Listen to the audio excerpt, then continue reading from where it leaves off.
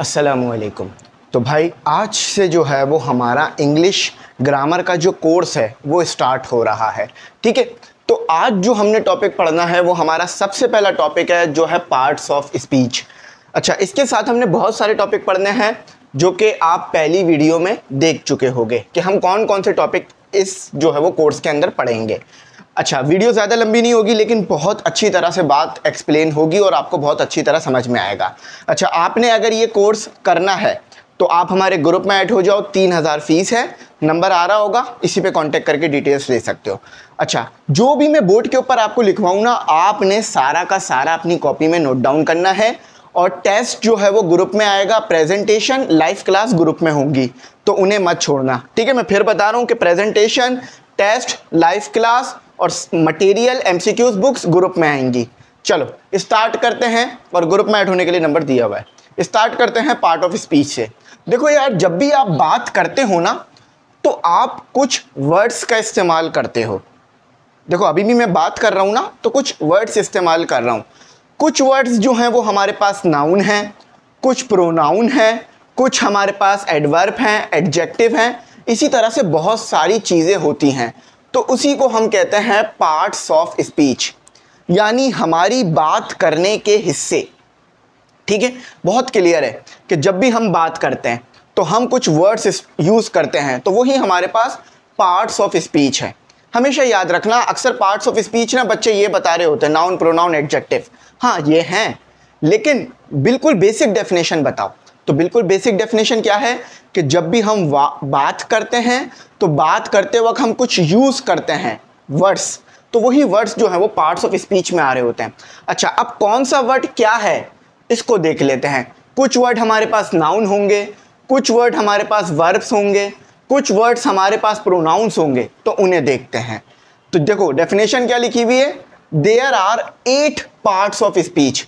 अगर आप किसी इंसान का कोई जुमला उठाओ और उस जुमले को तोड़ो कि यार इसमें कौन कौन से वर्ड हैं, तो आप इजीली पता लगा लोगे कि यार ये नाउन आ गया, ये हमारे पास जो है वो एडजेक्टिव आ गया, ये हमारे पास जो है वो हमारे पास एक प्रोनाउन टाइप, प्रोनाउन तो नहीं है ये भी बल्कि नाउन में ही गिनेंगे, स्टूडेंट भी एक नाउन ही होता है।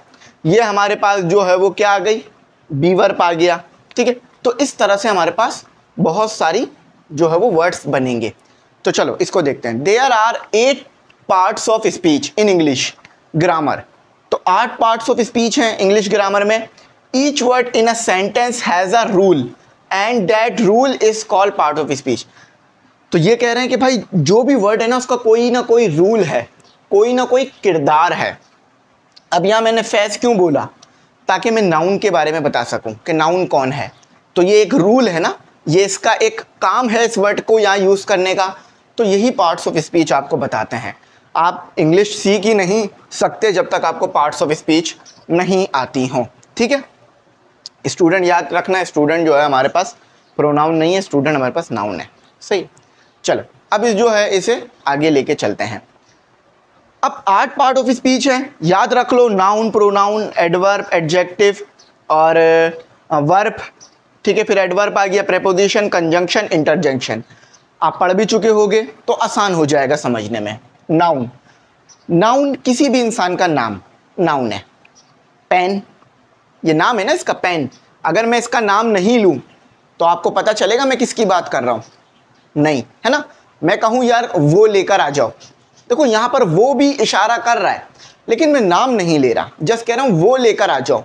तो वो क्या ले आओ, पेन ले आओ, मार्कर ले आओ, या कोई डेस्क ले आओ, क्या ले आओ? तो आप बोलोगे क्या लेकर आऊँ, वो क्या लेकर आऊँ।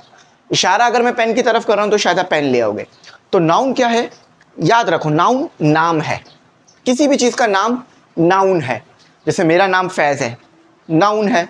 आपका नाम होगा हसन, अली, अगर आप लड़की हैं तो आपका नाम होगा लाइबा, किरण, कायनात, इस तरह के बहुत सारे नाम होंगे। तो ये क्या होंगे, नाम। नाम क्या होगा, नाउन, याद रखना। जैसे देखो, अ word that noun, a word that names a person, place, thing और आइडिया, ये वर्ड हैं। अच्छा, नाउन कोई भी नाम भी हो सकता है, कोई भी नाम हो सकता है, किसी चीज़ का नाम, इंसान का नाम, जानवर का नाम, शय का नाम, किसी किताब का नाम, ये सब नाउन होंगे। सही है। जैसे फैज। अब एक एग्जाम्पल आपने मुझे देनी है कि कोई नाउन की एग्जाम्पल दो कि कोई चीज़ नाउन हो। चलो आसान है। प्रोनाउन, यार देखो जब हम बार बार नाउन यूज़ करते हैं ना अच्छा नहीं लगता। मैं बार बार ये कहूँ कि फैज़ ने खाना खाया, फैज़ ने पानी पिया, फैज़ बाहर गया, फैज़ आया, फैज़ गया, तो आपको कितना अजीब सा लग रहा है ना, बार बार फैज़ फैज़ कर रहा हूँ, है ना। मैं आपका नाम लूँ तो मैं क्या करूँगा, अब फैज़ की जगह पर ना कुछ और लगाऊंगा। जैसे मैं फैज़ कोई और है, वो है फैज़, तो मैं अब फैज़ एक लड़का है ना, तो मैं उसकी जगह यूज़ करूँगा ही। तो ये ही जो है ये प्रोनाउन है। याद समझ में आई बात कि नाउन की जगह पर जो वर्ड मैं यूज़ करूँगा वो प्रोनाउन है, और ये भी उसी बंदे की तरफ इशारा कर रहा होगा। जैसे मैं अब फैज़ नहीं बोल रहा, मैं बोल रहा हूँ ही ड्रिंक वाटर, या अब तो यहाँ ही जब यूज़ करोगे ना तो आप ड्रिंक यूज़ नहीं करोगे, अब आप ड्रिंक्स करोगे, एस लगेगा। अब वो जब सेंटेंस स्ट्रक्चर आएंगे तो मैं बता दूंगा, ठीक है। तो बात समझ में आ गई। जैसे फैज़ या देखो फैज़ स्टडीज़ हार्ड, ये भी हो सकता था, लेकिन मैंने फैज़ की जगह क्या यूज़ किया, ही स्टडीज़ हार्ड। बात समझ में आया। तो जब ही यूज़ होता है ना तो वर्ब में चेंज आ जाती है। अब वो कैसे चेंज आती है जब हम सेंटेंस पढ़ेंगे तो वहाँ आपको बात समझ आ जाएगी। समझ में आया कि जब नाउन की जगह मुझे कुछ और यूज़ करना हो तो फिर मैं लगाता हूँ प्रोनाउन। अच्छा, अब ये प्रो है ना, तो ये वाकई प्रो है। अब आप हर किसी के साथ ही नहीं लगा सकते, मतलब आपने चाहा लड़की के साथ भी ही लगा दिया, जानवर के साथ भी ही लगा दिया, नहीं। अब प्रोनाउन में आकर आपको पता चलता है कि यार ही हमने यूज़ करना है मेल के साथ, मेल के साथ, शी यूज़ करना है फीमेल के साथ, इट हम यूज़ करेंगे किसी गैर जानदार के साथ, यू हम किसी के साथ भी यूज़ कर सकते हैं, चाहे वो लड़की हो या लड़का। फॉर एग्जाम्पल मैं बात कर रहा हूँ आपसे, यू, तो यू यानी आप लड़की हो या लड़का, उससे कोई मसला नहीं है। वी हम, ठीक है। दे क्या हो गया, वो, दीज एंड देयर, सही है। अच्छा चलो ये समझ में आ गया। वर्ब, यार वर्ब किसी भी काम को कहते हैं ना यार वर्क करो, ये वो वर्क नहीं है, ये वर्ब है। वर्ब मतलब कोई भी काम, जैसे रन, ड्रिंक और सिटिंग, टीचिंग, जो भी कोई काम है ना वो वर्ब है, जो भी कोई काम है वो वर्ब है। The word that shows action. अब देखो आप वर्ब कहते हो तो वर्ब क्या शो कर रहा होता है, कोई एक्शन। अब देखो मैं कुछ काम कर रहा हूं तो एक्शन हो रहा है ना, मैं हिल रहा हूं, बोल रहा हूं, चल रहा हूं, तो ये वर्ब क्या है, कोई भी एक्शन है। जैसे भागना, रन, एक्शन है। पीना जो है वो पानी पीना, ये भी एक्शन है, सही है। तो एक्शन को जब आप बताते हो तो वो एक्शन क्या होता है हमारे पास, वर्ब। वर्ब कौन कौन से हो सकते हैं, प्ले, रन, और एक आप बताओ, एक आप कमेंट सेक्शन में बताओ ताकि आपका इंटरेस्ट बना रहे। तो अब पढ़ते हैं एडजेक्टिव क्या है। एडजेक्टिव क्या है कि एक इंसान है, अच्छा है या बुरा है, ये एडजेक्टिव है। समझ रहे हो कि किसी इंसान के बारे में आप ये बता रहे हो कि ये अच्छा है या बुरा है, ये एडजेक्टिव है। फॉर एग्जाम्पल यहाँ देखो, ये हमारे पास है, he has a sharp mind. देखो माइंड उसका दिमाग है, शार्प क्या है, एडजेक्टिव। तो जब आप नाउन के बारे में कुछ बताओ, कुछ मज़ीद बताओ कि ये चीज़ अच्छी है या बुरी, ये एडजेक्टिव में आता है। जैसे मैं बोलूँ आप एक ब्रिलियंट स्टूडेंट हो, मैं ये भी तो बोल सकता था आप एक पुअर स्टूडेंट हो, ब्रिलियंट की जगह पुअर लगा देता। तो ये ब्रिलियंट और पुअर क्या है, ये एडजेक्टिव है, ये आपके बारे में बता रहे हैं कि आप कैसे हो। तो याद रखना एडजेक्टिव क्या करता है, एडजेक्टिव हमें नाउन और प्रोनाउन के बारे में बताता है कि यार नाउन और प्रोनाउन अच्छे हैं या बुरे हैं या दरमियाने हैं, एवरेज है। मैं बोलूँ आप एक एवरेज स्टूडेंट हो, तो यार जब मैं आपको एवरेज बोलूँगा तो आपको अच्छा नहीं लगेगा, आपको फील होगा यार मैं एवरेज नहीं हूँ, मैं एक अच्छा स्टूडेंट हूँ, तो बुरा लग रहा है ना। तो एडजेक्टिव क्या करेगा, नाउन और प्रोनाउन के बारे में बताएगा कि वो कैसे हैं, अच्छे हैं, बुरे हैं या एवरेज हैं। जैसे देखो और भी एग्जाम्पल अभी आगे आएंगी। A word that describe a noun और pronoun, example big and red, ठीक है।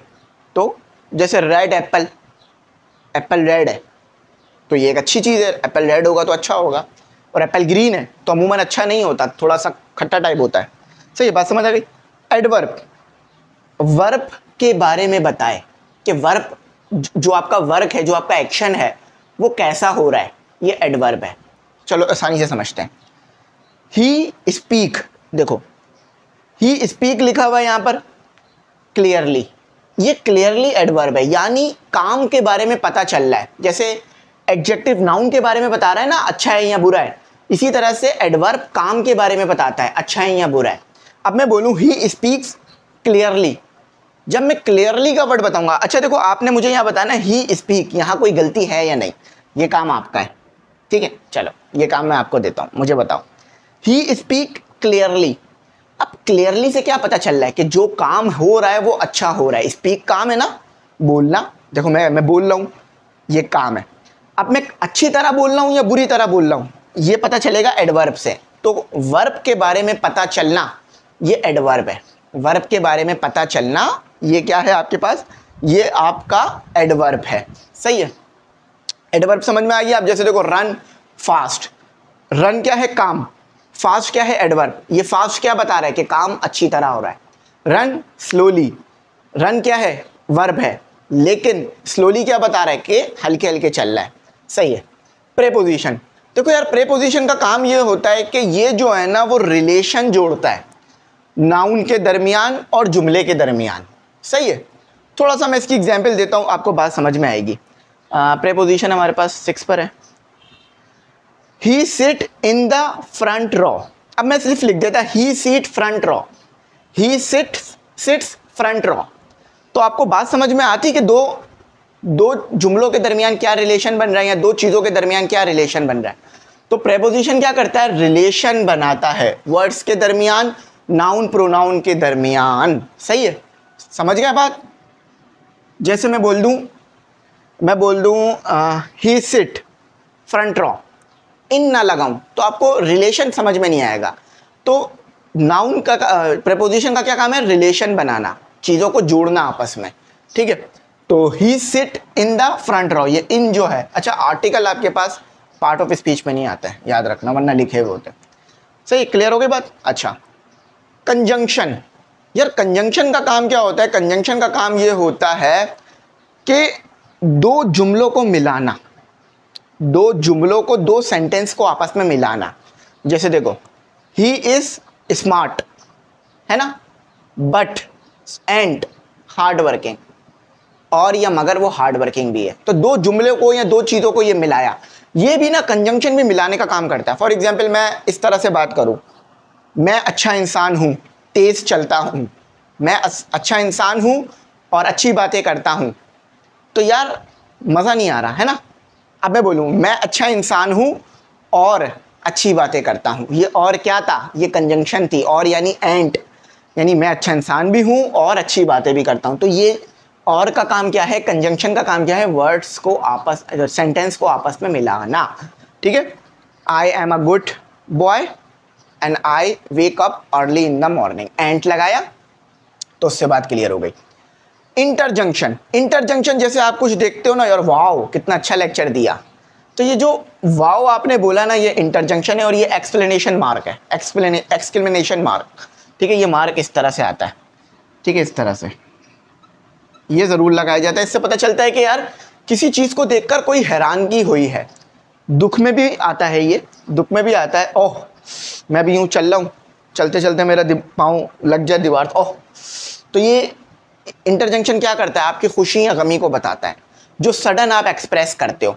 वाओ देखते ही कोई चीज़ बोलते हो ना, वाओ कितनी अच्छी है, तो समझ गए इंटरजंक्शन। तो ये थी 8 पार्ट्स ऑफ स्पीच जो मैंने बहुत डिटेल में आपको ले जाके समझाई। तो फैज़ इज़ अ गुड स्टूडेंट। अब ये एग्जाम्पल किसकी है, नाउन की। फैज़ यहाँ पर आपके पास है नाउन, सही है। अच्छा दूसरी एग्जाम्पल देखते हैं हमारे पास प्रोनाउन की, क्योंकि मैं एग्जाम्पल भी करा रहा हूँ ताकि आपको क्लैरिटी आए, फिर टेस्ट ग्रुप में आएगा, सही है। ही इज़ वेरी इंटेलिजेंट, ही क्या है, प्रोनाउन है, सही है। ही स्टडीज हार्ड, हार्ड क्या है, ठीक है। यहाँ पर हार्ड आपके पास एडवर्ब है, लेकिन स्टडी क्या है, स्टडीज क्या है आपके पास वर्ब है। एडजेक्टिव, अब इस सेंटेंस में मुझे एडजेक्टिव आप बताओ, मैंने आपको बता दिया था कि एडजेक्टिव क्या है, नीचे वाले सेंटेंस में बता दो एडवर्ब। अच्छा ही स्पीक क्लियरली, क्लियरली क्या है, एडवर्ब, स्पीक के बारे में अच्छी तरह से डिफाइन हो रहा है। प्रेपोजिशन, वैसे तो प्रेपोजिशन आपको याद होती है, लेकिन फिर भी जुमले में देख के बताओ प्रेपोजिशन कहाँ है, ये रही इन।